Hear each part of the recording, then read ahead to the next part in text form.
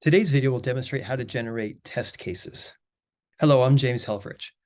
Gone are the days when a developer would write code and then hand it over to a tester to perform all the quality assurance and testing.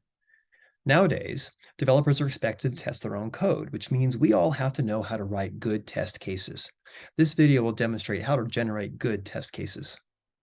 There are four basic ways which help us to uncover test cases. The first type is called requirements. Requirements are given to us by the client or the sponsor or even the teacher, and they describe what the software needs to do in order to be considered good enough. Requirements-based testing is what we usually call acceptance testing. In other words, all the acceptance tests need to pass in order for the software to be deemed acceptable. The second kind is scenarios. The scenario is a sequence of tasks that the user has to do in order to complete a given operation. Usually the scenario is given to us from the perspective of the user and is sometimes called a user story or a use case. The challenge of the developer is to break this use case into specific operations that must happen for the use case to be successful, and each one of these specific operations can be a test case. Every error condition should generate at least one test case. Brainstorm about all the things that could possibly be wrong, either with the input or with the processing, and each one of those should be specifically exercised in a test case. Boundary conditions are those locations on the edges between equivalence classes. To properly test boundary conditions, we want to test just above and at and just below every one of these boundaries. Perhaps these are best explained by example. I have a function called isPrime. I take an integer and I'm going to return a Boolean whether it's prime or not. So let's see how we can generate some test cases. So first I'm going to select a collection of typical prime numbers, 2, 3, 29, 83, and 991. Notice how each test case is going to be a row in this table. Prime 2 is the name, the input is 2, the output is true, and the rationale is the smallest possible prime. Then I'm going to generate a collection of test cases related to things that are not prime.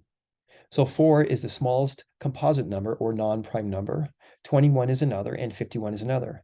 Each one of these are scenarios. Now I'm going to test some error conditions. 0 and 1 are not prime. 0 is always unique, and 1 is specifically not prime. And then I'll test some numbers that are below the normal range of prime numbers. -2, -4, -21, -29. Some of these are opposite primes, some of them are opposite composites, and some of them are opposite my special cases. This will give me a good set of test cases for my function isPrime. Here's another example. I want to convert a number grade into a letter grade with a sign. So first I'm going to have some typical ones. These are scenarios, typical A, a typical A minus, typical B plus. Then I'm going to have some boundary conditions, 100%, 93%, and 90%. And then I'll have some just above and just below the boundary conditions. A little bit too high, 100.01% is not within the valid range, so it should be an error. The smallest possible negative number, also 1.175 times 10 to the negative 38, that's the closest number to 0 that's negative for a floating point number. And then I'll select the largest possible negative number, negative 3.40 times 10 to the positive 38. And then finally, I'll check some special conditions. I cannot have an F plus or an F minus. This is example 14.1 and 14.2 in the test case chapter of the software design textbook.